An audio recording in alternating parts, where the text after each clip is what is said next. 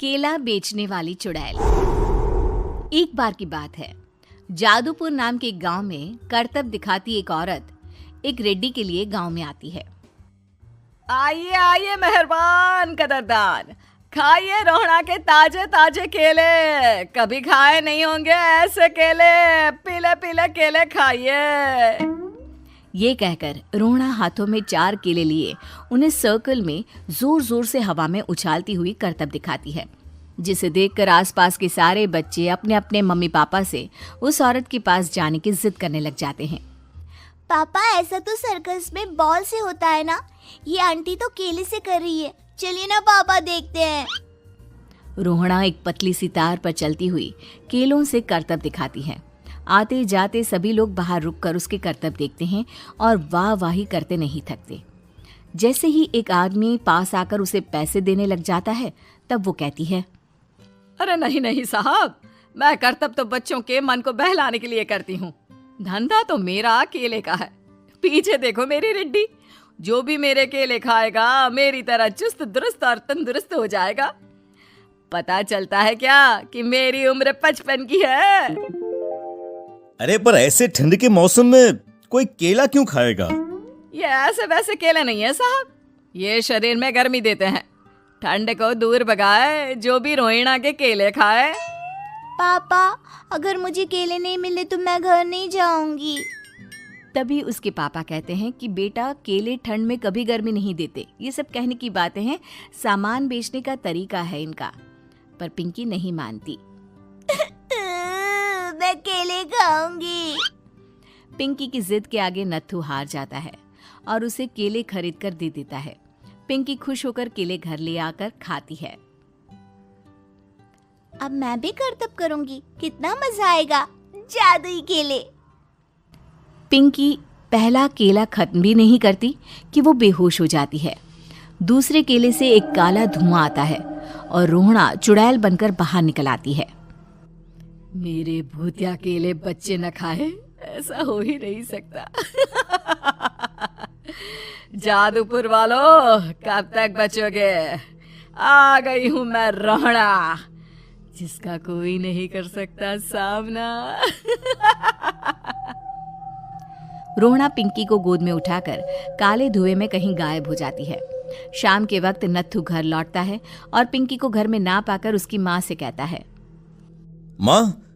माँ पिंकी कहाँ है? अरे बेटा, उसे तो तू सुबह करतब दिखाने ले गया था ना, फिर कहाँ वापस आए तुम दोनों? मुझे लगा तू उसे अपने साथ मंडी ले गया होगा। हे भगवान, मेरी बच्ची कहाँ गई? मैं उसे घर ही तो छोड़कर गया था माँ। नत्थू गांव के घर कोने में अपनी बेटी को ढूंढता है, पर उसे वो कहीं नहीं मिलती। परेशान होकर आके रो रो कर नत्थू हिम्मत हार कर घर लौट आता है।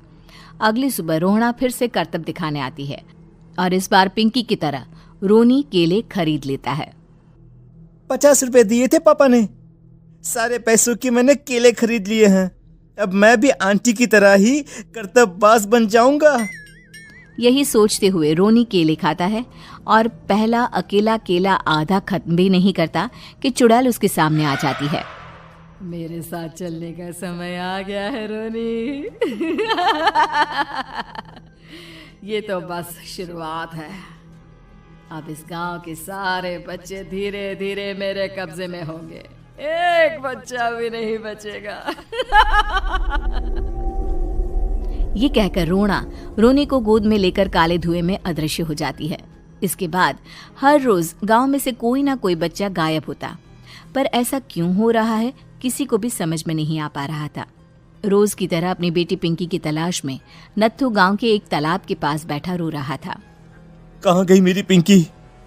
शकुंतला के जाने के बाद एक वही तो मेरा सहारा थी। अरे उसकी आत्मा कोस रही होगी मुझे कि मैं अपनी बच्ची को संभाल भी नहीं पाया। नत्थू ये कहता हुआ रो ही रहा था कि तभी तालाब में से उसे शकुंतला की आवाज सुनाई देती है। कहाँ थी तुम शकुंतला? हमारी बच्ची और सारे गायब हुए बच्चे रोहड़ा के कब्जे में हैं। वो बच्चों को जो केले देती है उससे बच्चे बेहोश हो जाते हैं और उसके कब्जे में आ जाते हैं और वो उन्हें ले जाकर काली दुनिया में ले जाती है। पर वो ऐसा क्यों कर रही है? ये मैं नहीं जानती, पर उस दुनिया का रास्ता मैं आपको बता सकती हूँ। जहां ये नदी खत्म होती है वहां एक केले का पेड़ है, उसके नीचे एक दरवाजा है, वहीं से रास्ता जाता है उस दुनिया का। ये कहकर शकुंतला की आत्मा गायब हो जाती है। गांव के सभी लोग झुंड बनाकर उसी रास्ते से काली दुनिया में चले जाते हैं और वहां देखते हैं कि सारे बच्चे वहां काम कर रहे थे। पापा मुझे ले चलो यहाँ से। पापा पापा। सभी बच्चे अपने मम्मी पापा से लिपट जाते हैं। तो तुम लोग यहाँ तक आ गए? क्यों हमारे बच्चों को पकड़ लिया तूने? तुझे शिकार ही बनाना है तो ले, हम सब आ गए हैं, हमें खा ले। नहीं, मुझे बच्चे चाहिए।